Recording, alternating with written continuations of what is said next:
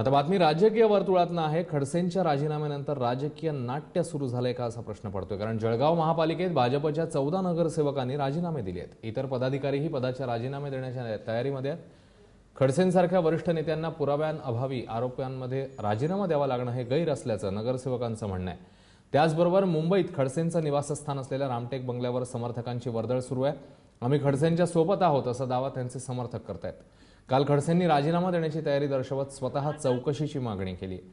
तर आम्ही पक्ष माझ्या पाठीशी असल्याचं त्यांनी ठामपणे सांगितलं। मात्र त्यानंतरही या प्रकरणाला पूर्णविराम मिळताना दिसत नाहीये।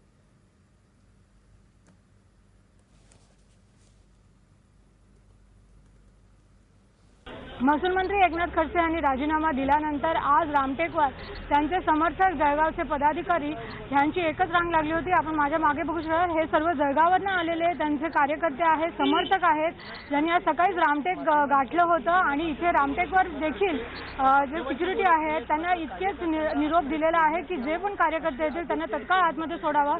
सकाळी हे कार्यकर्ते गेल्यावर एकनाथ खडसेंची त्यांची भेट झालेली आहे। बंगल्यावर आल्यावर त्यांनी नाता भाऊ आम्ही तुमच्या बरोबर आहोत अशा घोषणा दिलेल्या आहेत।